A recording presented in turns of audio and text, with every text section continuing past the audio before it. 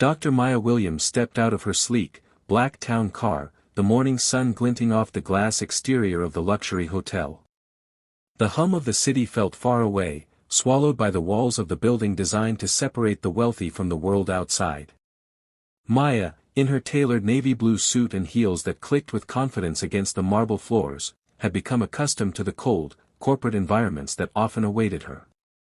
It had been a long journey to get here, to be the CEO of a company that was now one of the most successful tech firms in the country. But with all her accomplishments, there was one thing Maya couldn't escape.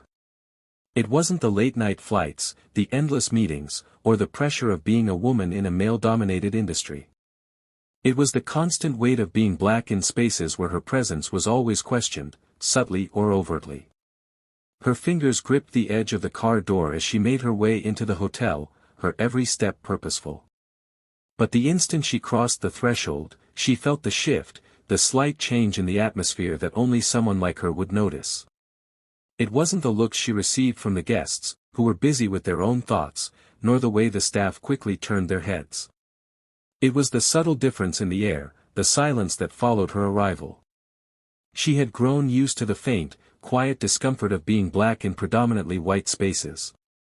She walked toward the reception desk, her heels clicking against the marble, but as she reached it, the attendant looked at her with a raised brow. The young woman, a white receptionist, smiled politely but said, "Good morning. Checking in?" Maya froze for a moment.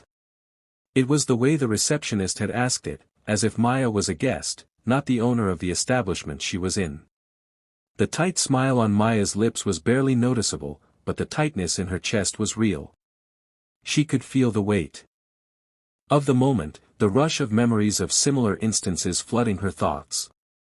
"I'm the CEO," Maya replied, her voice steady but carrying an edge of warning, her gaze unwavering.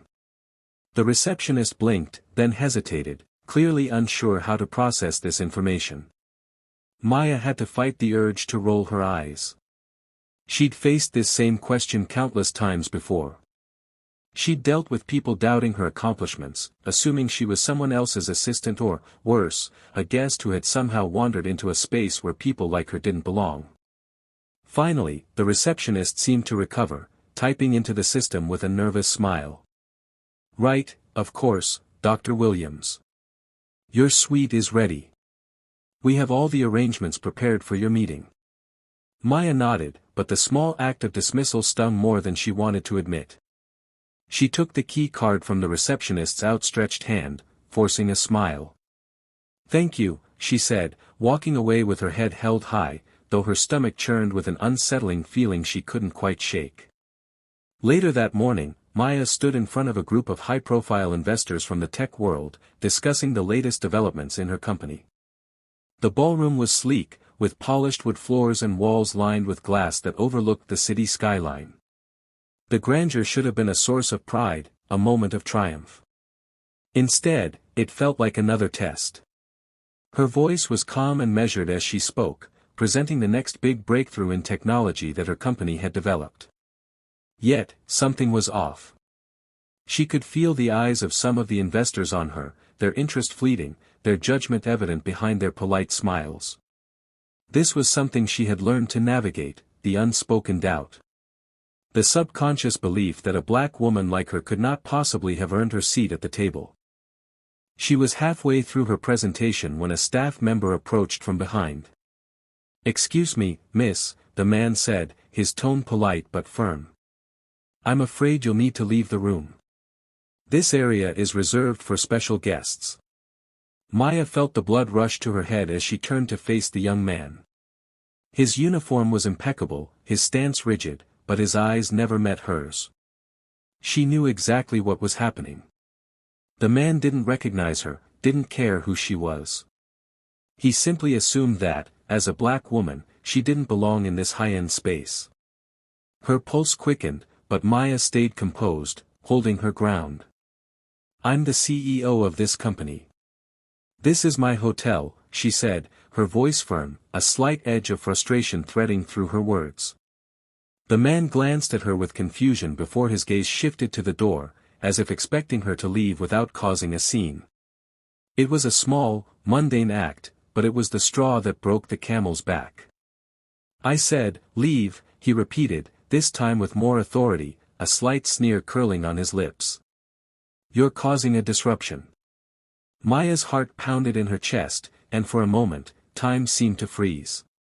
She couldn't believe it. She had worked her entire life to get to this point, and now, here she was, being kicked out of her own space by someone who didn't even know her name.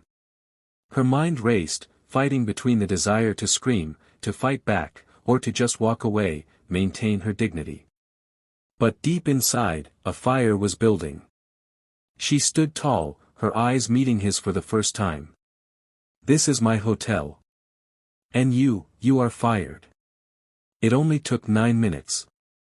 Maya left the ballroom and walked straight to the security office. By the time she arrived, her phone buzzed with messages, calls from her assistant, from investors, from family. Everyone had heard what happened, but no one understood what she was going through. Not really.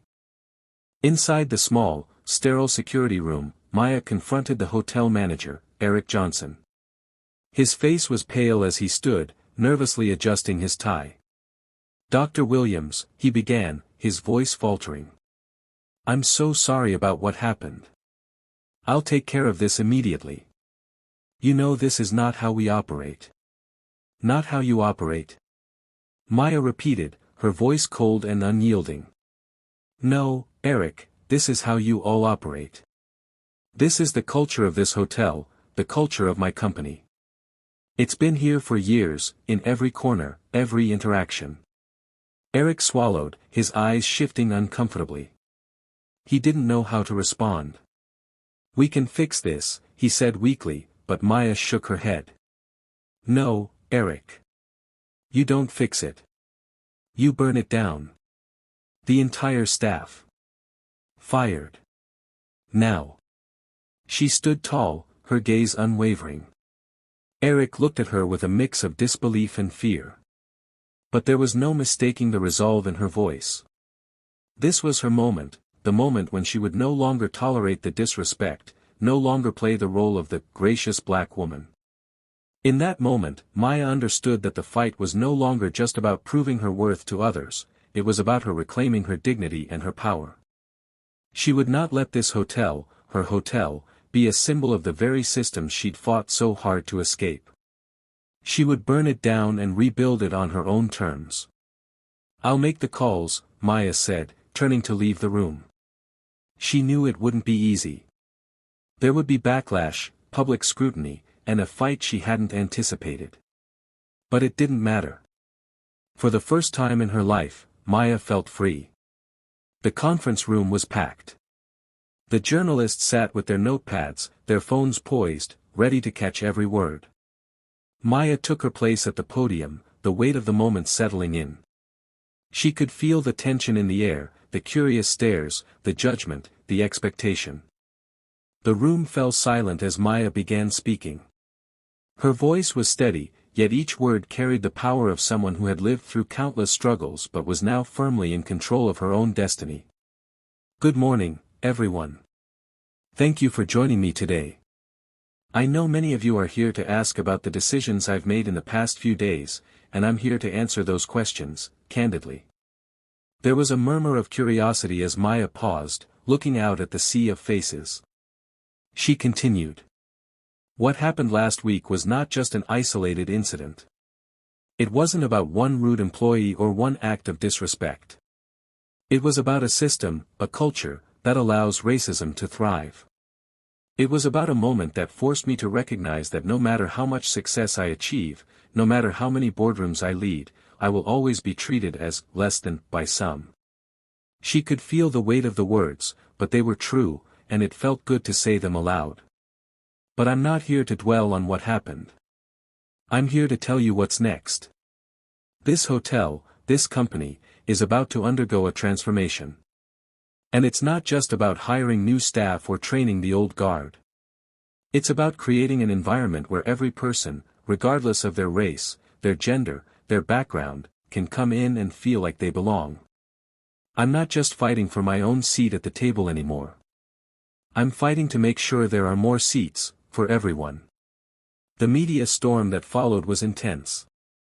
News outlets debated the merit of her decision, with some hailing her as a hero of corporate diversity, while others criticized her for being too quick to fire and overreacting. Social media was equally divided, some applauded her courage, while others accused her of playing the race card.